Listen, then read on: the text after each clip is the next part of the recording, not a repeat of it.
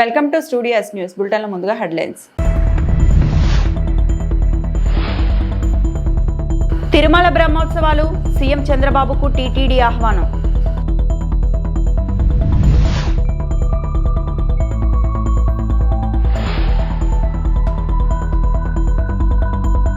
ఇది ఆరంభం మాత్రమే, ఇంకా ఎన్నో సంస్థలతో చర్చలు జరుగుతున్నాయి. నారా లోకేష్.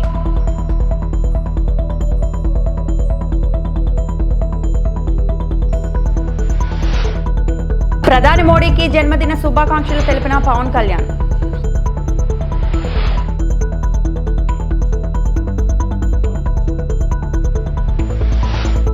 విశాఖపట్నంలో కేంద్ర ఆర్థిక మంత్రి నిర్మలా సీతారామన్ పర్యటించారు.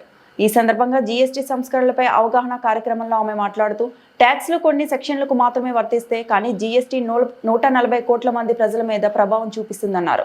జీఎస్టీ 2.0 అమల్లోకి రాకముందే ఆటోమొబైల్ ఇండస్ట్రీ ఆఫర్లు ప్రకటించడం కనిపిస్తోంది అని చెప్పుకొచ్చింది. నవరాత్రుల ప్రారంభం నుంచే కొత్త జీఎస్టీ విధానం పనిచేస్తుంది అని తెలియజేశారు. విస్తృతమైన ప్రయోజనాలను దృష్టిలో పెట్టుకుని నిర్ణయాలు అమలు చేయడం జరుగుతుంది అని ఆర్థిక మంత్రి నిర్మలా సీతారామన్ వెల్లడించారు.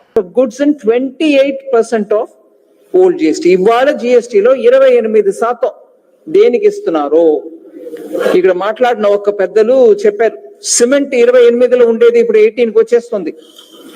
అది ఎవరికి ఫలితం? దాంట్లో దానికి ఎవరికి ఆదాయం? దాంట్లో మిడిల్ క్లాస్ కి వాళ్ళ ఇంట్లో ఒక రూమ్ కట్టాలి, లేకపోతే పైన పిల్లాడు పెద్దవాడు అయిపోయారు, చదువుకుంటున్నారు, ఆయన పెళ్లి అయిపోయింది, ఆయనకి ఒక ఎక్స్ట్రా రూమ్ కట్టాలంటే అంత ట్యాక్స్ పే చేయాల్సి వస్తుంది. లేదు, ఇప్పుడు 18% సిమెంట్ వచ్చేసింది, మీరు శుభ్రంగా కట్టుకోవచ్చు.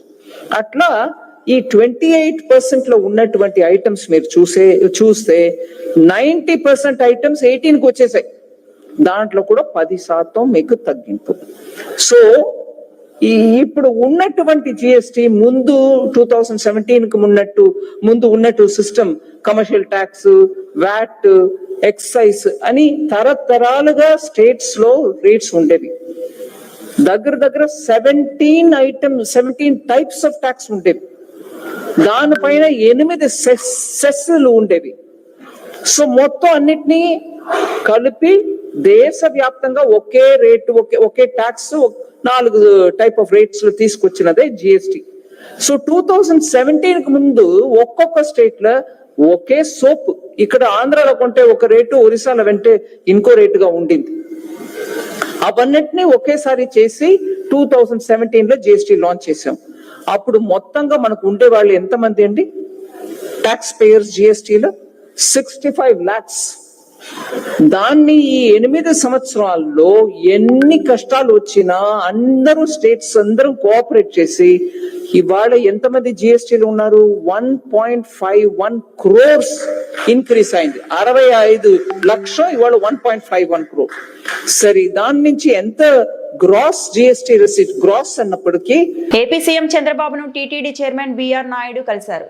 శ్రీవారి సాలకట్ల బ్రహ్మోత్సవాల ఆహ్వాన పత్రికను సీఎంకు ఆయన అందజేశారు. ఈ సందర్భంగా వేద పండితులు చంద్రబాబుకు వేదాశీర్వచనం చేశారు.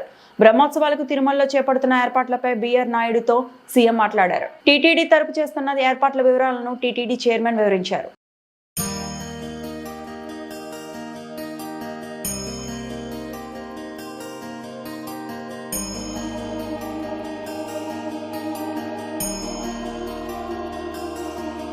స్పీడ్ ఆఫ్ డూయింగ్ బిజినెస్ ను చేతల్లో చూపిస్తున్నామని ఏపీ మంత్రి నారా లోకేష్ అన్నారు. యూకేలో బిజినెస్ ఫోరం నిర్వహించిన కార్యక్రమంలో ఆయన పాల్గొని మాట్లాడారు. సీఎం చంద్రబాబు వల్లే 15 నెలల్లో ఏపీకి 10 లక్షల కోట్లు పెట్టుబడులు వచ్చాయన్నారు. వ్యాంటమ్ వాలీ, డేటా సిటీలతో ఏపీ రూపురేఖలు మారిపోతాయన్నారు. పరిశ్రమల స్థాపనకు ప్రతిబంధకంగా ఉన్న నిబంధనలను సవరిస్తున్నట్లు వివరించారు. No, if you look at the map, Andhra Pradesh is a peculiarly long state. We have the second longest coastline in India. And being a long state, it lends itself up for decentralized development. So what we have is, cluster-based approach. And I believe that that's very important for ecosystems to not only survive but thrive. So we've built an automotive ecosystem, of course, anchored around Kia. In the southern part, we have an entire ecosystem being built around drone. We have an ecosystem around renewable energy, solar, wind, pump storage projects. We have an ecosystem around electronics, semiconductors in that. And then we have an entire ecosystem around CBG, compressed biogas. The Quantum Valley, as Abhishek just shared, that's one. Aqua is another big thrust area for us as a state. Steel City, led by ArcelorMittal. We have a pharma city, medical devices city, chemical city. So we are able to build all these ecosystems because I believe in the importance of vertical and horizontal integration. Now, what do I mean by it? Now let's take a mobile phone as an example. The chassis of a mobile phone, the casing, the glass, the camera module, the lens, the battery, the touch screen. These are all again independent manufacturers who then Foxcons of the world bring together and make an iPhone or any other mobile device. What I see is missing is clusterization. And I believe in the power of 100-kilometer radius. We build the entire ecosystem and build it out with a lot of detailing. That's what we've succeeded in Andhra Pradesh. We've started on the journey. We're building it out, and that's our verticals. Now, horizontal is where education comes in, where skills come in, where testing facilities come in. So that's the only way by which we can ensure that these ecosystems thrive. And that's exactly what makes Andhra Pradesh different from the other states in India. That's where I think one of the slides, Abhishek spoke about Naipunyam. Naipunyam is a very interesting experiment, if I may, which we're going to launch in October, where we're trying to match the supply and demand, where I have youngsters who are well-educated, who are searching for jobs, and then there's demand. I'm going to do the matchmaking, but we are building skill development into it, where assessment will be done, where state will guarantee that, in IT, this is the kind of level that this person is at. And then what is the skill intervention that's also required? The state is willing to do the skill intervention on your behalf. So I think Andhra Pradesh is uniquely positioned to deliver that. And we'll be one of the very first states to do it. And that's what will make us very different. అచంచలమైన క్రమశిక్షణ నిబద్ధతతో ప్రధాని నరేంద్ర మోడీ దేశానికి మార్గదర్శక శక్తిగా ఎదిగారని AP ఉప ముఖ్యమంత్రి పవన్ కళ్యాణ్ అన్నారు. ప్రధాని పుట్టినరోజు సందర్భంగా ఆయనకు పవన్ శుభాకాంక్షలు తెలిపారు. ఈ మేరకు ఆయన ఓ వీడియో విడుదల చేశారు. Namaskar. Under Modi's leadership, Bharat is on the path of becoming a Vishwavijeta, a world conqueror, not by force, but by the strength of his vision and the depth of his connect with people. He may not speak every Indian language, yet he motivates every Indian from Kashmir to Kanyakumari. On this very special day, I extend my heartfelt birthday wishes to our Honorable Prime Minister, Sri Narendra Modi ji. Modi ji stands today as one of the world's most powerful global leaders, not only for his decisive leadership, but also for his visionary diplomacy and unwavering commitment to shaping the world into a true global village. Vasudhaiva Kutumbakam. He transformed India's image on the global stage with unmatched diplomacy. Under his leadership, India's voice has become stronger in international forums like G20, BRICS, and the United Nations. He strengthened our national security by modernizing the military, enhancing defense preparedness, and by empowering the armed forces with a free hand during crisis, leading decisive actions like the surgical strikes and Operation Sindoor. At home, he took historic steps like abrogating Article 370, resolving the Ram Mandir issue, ending triple talaq, and honoring ordinary citizens through Padma Awards in truest spirit of democracy. Post-independence, he stands as one of the Bharat's strongest prime ministers, embodying the true spirit of nationalism by upholding the values of Constitution, preserving our culture and heritage, while driving India forward through the technology, space exploration, digitization, and the power of social media, making our nation one of the fastest advancing in the world. Through Atmanirbhar Bharat, he has sparked a self-reliance movement across manufacturing, technology, and మైదం Mahesh కుటుంబానికి BRS working president KTR ఆర్థిక సహాయం. మైదం మహేష్ కుటుంబానికి 5,50,000 రూపాయల ఆర్థిక సహాయాన్ని అందజేసిన BRS party Mulugu నియోజకవర్గ incharge బడే నాగజ్యోతి, ములుగు జిల్లా అధ్యక్షులు లక్ష్మణ్ బాబు. మైదం మహేష్ ఆత్మహత్య ముమ్మాటికి ప్రభుత్వ హత్యే.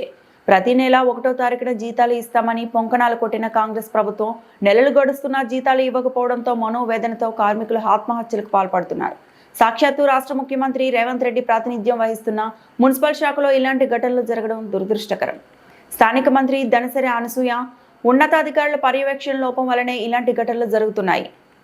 చనిపోవడం, ఆత్మహత్య ప్రయత్నం చేయడం అక్కడ నుంచి మీ అందరికీ తెలిసిన విషయం. కానీ ఆ రోజు నుంచి ఈ రోజు దాకా ఆ కుటుంబానికి బీఆర్ఎస్ పార్టీ అండగా ఉంది. కేటీఆర్ గారిని కూడా సాయం చేయండి అని అడగడం, వారు స్వయంగా ఫోన్లో మాట్లాడడం, సాయం పంపిస్తామని చెప్పడం, ఈరోజు వాళ్ళ కుటుంబానికి అందరికీ కూడా ఫిక్స్డ్ డిపాజిట్ చేయడం, 5 లక్షల రూపాయలను 5.5 లక్షల రూపాయలను వాళ్ళ కుటుంబానికి ఫిక్స్డ్ డిపాజిట్ చేసి భిక్షాటన చేసి ఒక్కొక్కరికి 1,50,000, తల్లికి 1,00,000 రూపాయలు, పిల్లలకి ముగ్గురికి కూడా 1,50,000 రూపాయలు, తల్లికి 1,00,000 రూపాయలు, ఇలా 5.5 లక్షల రూపాయలు బీఆర్ఎస్ పార్టీ నుంచి కేటీఆర్ గారు పంపించినటువంటి ఫిక్స్డ్ డిపాజిట్స్ అవన్నీ కూడా ఈరోజు వారికి ఇవ్వడం జరిగింది. మీ అందరికీ తెలుసు, గతంలో ఇదే మున్సిపాలిటీ కార్మికుడు సారయ్య చనిపోయినప్పుడు కూడా ప్రభుత్వం ఎటువంటి ఇది చేయలేదు. కనీసం ఆయన మృతి పట్ల స్పందించడం కానీ, ఆ కుటుంబానికి ఏదో సాయం చేయడం కానీ చేయలేదు. ఇప్పటికీ మీరు ఆ కుటుంబ సభ్యులను అడిగినా వారు చెప్తారు ఎటువంటి సాయం అందలేదనే చెప్తారు. మరి ఈరోజు ఈ కుటుంబానికి మేము అండగా నిలబడ్డాం, ప్రభుత్వంతో కొట్లాడినాం, ధర్నా చేసినాం, భిక్షాటన చేసి ప్రభుత్వాన్ని కనువిప్పు కలిగేలా చేసినాం. మా కేటీఆర్ గారు కూడా, కేసీఆర్ నాయకత్వంలో కేటీఆర్ గారు కూడా ఈరోజు సాయం పంపించడం, ఇవన్నీ కూడా పేదల పక్షాన నిలబడుతుంది బీఆర్ఎస్ పార్టీ అనేదానికి నిదర్శనం. ఇంకా చెప్పుకుంటూ పోతే చాలా రకాలైనటువంటి సమస్యలు నియోజకవర్గంలో ఉన్నాయి. యూరియా సమస్య మీకు తెలిసిందే, ఇప్పటి వరకు రకరకాలుగా ఇది చేస్తూ ఉన్నారు. ఇది 4వ సంఘటన కూడా. మొన్న యూరియా రైతు చనిపోవడం, మందు తాగడం అనేది 4వది. మీడియా సోదరులందరూ నేను ఒకటే కోరుతా ఉన్నా, ప్రజల పక్షాన నిలబడదాం, వారి సమస్యలను తలెత్తి చూపించి ప్రభుత్వాన్ని డిమాండ్ చేసి ప్రజా సమస్యలను తీర్చే విధంగా ప్రతిపక్షంగా మీరు అడిగే వాళ్ళుగా మీరుగా మనమందరం కలిసి కొట్లాడదామని చెప్పేసి ఈ సందర్భంగా హైకోర్టు గ్రూప్ 1 పై తీర్పు ఇచ్చింది. దీనిపై విచారణ జరపాలని మేము కోరుతున్నాం. రేవంత్ రెడ్డి ప్లాట్లకు అమ్మి ప్లాట్లు కొన్నట్లు కాదు, ఇది ప్రభుత్వ ఉద్యోగాలు అమ్ముకున్నారనే అభియోగాలు ఉన్నాయి. విద్యార్థుల భవిష్యత్తు నాశనం చేయకుండా, వాళ్ళని కోర్టుల చుట్టూ తిప్పకుండా హైకోర్టు ఇచ్చిన తీర్పును పాటించండి. ఇది రౌడీ పాలన. ఒక పక్క ఉద్యోగాలు అమ్ముకొని మరో పక్క విద్యార్థుల మీద రౌడీలా దాడి చేస్తున్నారు BRS MLC Dasoju Shravan. This is atrocity, abuse of authority. అధికారం చేతిలో ఉంటే ప్రజాపాలన అంటే, పారదర్శక పాలన అంటే కోట్ల రూపాయలు పెట్టి ఉద్యోగాలు అమ్ముకుంటారా మీరు? ఇలా ప్రెస్ మీట్లు పెట్టించినట్టున్నారు. 563 ఉద్యోగాలు, 563 ఉద్యోగాలు అమ్ముకున్నారని మేము అంటలేము. ఎన్ని అమ్ముకున్నారో ఎవరికి తెలియదు. ఆల్ వీఆర్ సేయింగ్ ఇది విచారణ జరపండి అంటున్నాం. విచారణ జరపండి, అభియోగం వచ్చింది కదా, కోర్టు ఇంత పెద్ద మాట చెప్పింది కదా, విచారణ జరపాలనా లేదా? రేవంత్ రెడ్డి ఏమన్నా ప్లాట్లు కొనుక్కున్నట్టు ఇదేమన్నా? ప్రజలకు సంబంధించిన ఉద్యోగాలు, వాళ్ళంతా ఆర్డీఓలు, డిఎస్పీలు, కమర్షియల్ ట్యాక్స్ ఆఫీసర్లు, పెద్ద ఉద్యోగాల్లో కూర్చునే వాళ్ళు. ఆ పోస్టులో ఒకవేళ నిజంగానే అమ్ముడుపోయినట్టయితే సిగ్గు. The shame on democracy, same on the administration. కాబట్టి విచారణ జరపాలని చెప్పినాం. అసెంబ్లీ ప్రత్యేక సమావేశం పిలవాలా అని చెప్పినాం. హైకోర్టు తీర్పును యథాతథంగా అమలు చేయండి, పేద పిల్లలను మళ్ళా కోర్టుల చుట్టూ తిప్పొద్దు అని చెప్పినాం. అది నేరమైనట్టుగా ఇవాళ వాళ్లను కొట్టిన తీరు, అరెస్ట్ చేసిన తీరు చూస్తే ఇది చూడ్రిగా, ఈ పిల్లగాడు ఏం తప్పు చేసిండు? చూడ్రి ఏం తప్పిది, చూడ్రి ఏం తప్పిది. గొడ్డును గుంజుకపోతా అన్నారు, అదేదో గొర్రెపిల్ల అన్నట్టు. గొర్రెపిల్లని కూడా ఇట్లా గుంజుకపోవట్లేదు ఇవాళ రేపు. గొంతు మేం తీవ్రంగా ఖండిస్తా ఉన్నాం. ఇది రౌడీ పాలన, ఇది రౌడీ పాలన. This is not democratic government. ఈ రౌడీ పాలనను మేము తీవ్రంగా ఖండిస్తా ఉన్నాము. ఒక పక్కన మీరు పరీక్ష నిర్వహించరాదు, పోస్టులు అమ్ముకున్నారు అని చెప్పని వాళ్ళ పెద్ద ఎత్తున అభియోగాలు బహిర్గతం అవుతున్న తరుణంలో సిగ్గుంటే జ్యుడిషియల్ కమిషన్ ఆఫ్ ఎంక్వైరీ జరగాల. దురదృష్టం ఏంటంటే ఈ రాష్ట్రంలో నా బీజేపీ మాట్లాడు, మిగతా ప్రతిపక్షాలు ఎవరు మాట్లాడతలేరు. మాట్లాడిన విద్యార్థులపైన ఈ రకంగా కేసులేసి వాళ్ళ ఇష్టం వచ్చినట్టుగా వ్యవహరిస్తున్న పరిస్థితి చూస్తాం. సంగారెడ్డి జిల్లా ప్రజాపాలన దినోత్సవం సందర్భంగా కలెక్టరేట్లో ఏర్పాటు చేసిన కార్యక్రమానికి రాష్ట్ర వైద్య ఆరోగ్య కుటుంబ సంక్షేమ సైన్స్ అండ్ టెక్నాలజీ శాఖ మంత్రి దామోదర్ రాజ నరసింహ, జిల్లా కలెక్టర్ పి ప్రావీణ్య, జిల్లా SP Paritosh Pankaj, TGIC chairman Nirmala Jaggareddy పాల్గొన్నారు.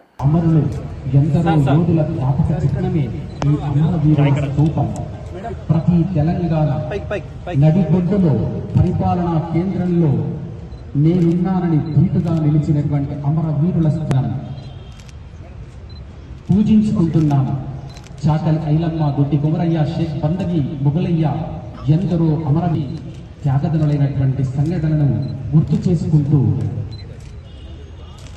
గౌరవనీయులు తెలంగాణ రాష్ట్ర వైద్య ఆరోగ్య కుటుంబ సంక్షేమ సైన్స్ అండ్ టెక్నాలజీ శాఖ మాత్యులు శ్రీ దామోదర్ రాయలసీమ గారిని కార్యక్రమానికి ఇచ్చేశారు. వారి ఒకే రోజులో మరణించారు. వారి జ్ఞాపికగా ప్రతి చోట అమరవీరుల మాన్య మంత్రివర్యులు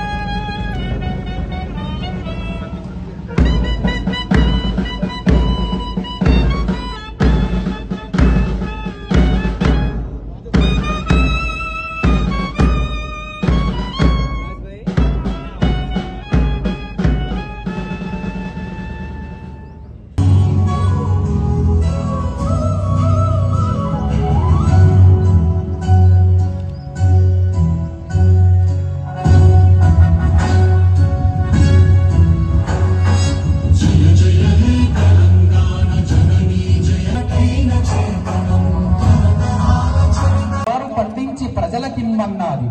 7 పాయల క్షేత్రం కూడా మనకు దగ్గరలో ఉంది. మంజీరా నదీమ తల్లి ప్రాంగణంలో ఆ కవి యొక్క గానానికి అనుగుణంగా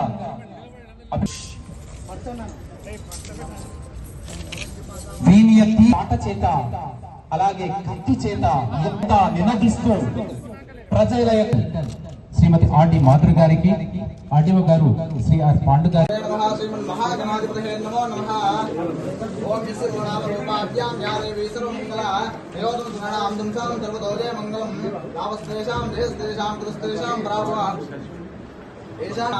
ఆపదాభర్తారం ధాతారం సర్వసంపదాం లోకాభిరామం శ్రీరామం భూయో నమో నమః దీపం స్థాపయామే.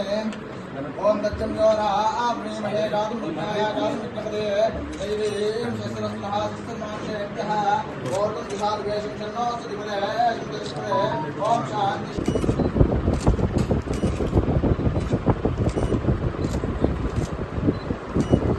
వంద అన్నపూర్ణ కార్డుల ద్వారా 13,03,719 సభ్యులకు ఆహార భద్రత పథకం కింద ప్రతి నెల ఉచితంగా 3,736 క్వింటాల సబ్సిడీ సన్నబియ్యం లబ్ధిదారులకు పంపిణీ చేయడం జరుగుతున్నది. రెట్టింపు ఉత్సాహంతో అందరం కలిసికట్టుగా శ్రమించి తెలంగాణ అభివృద్ధికి కృషి చేద్దాం. తెలంగాణ ప్రభుత్వం అమలు చేస్తున్న వివిధ సంక్షేమ ఫలాల అర్హులైన అందరికీ అందేలా సంగారెడ్డి జిల్లా సర్వతోముఖాభివృద్ధికి కృషి చేస్తున్న గౌరవ పార్లమెంట్ సభ్యులు, శాసనసభ్యులు, శాసన మండలి సభ్యులు, స్థానిక ప్రజాప్రతినిధులు మరియు జిల్లా కలెక్టర్ గారికి, సూపరింటెండెంట్ ఆఫ్ పోలీస్ గారికి మరియు జిల్లా అధికార యంత్రాంగానికి, పాత్రికేయులకు శుభాభినందనలు తెలియజేస్తున్నాను. తెలంగాణ గవర్నర్పై సిపిఐ నారాయణ తీవ్ర వ్యాఖ్యలు. రాష్ట్ర గవర్నర్ బీజేపీకి చప్రాసీలాగా పనిచేస్తున్నాడు.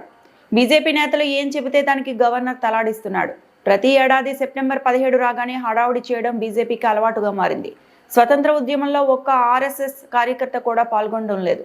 దేశ స్వతంత్రం కోసం 4,500 మంది కమ్యూనిస్టులు ప్రాణాలు అర్పించారు. సిపిఐ జాతీయ కార్యదర్శి నారాయణ. గవర్నర్ ఏమంటాడు?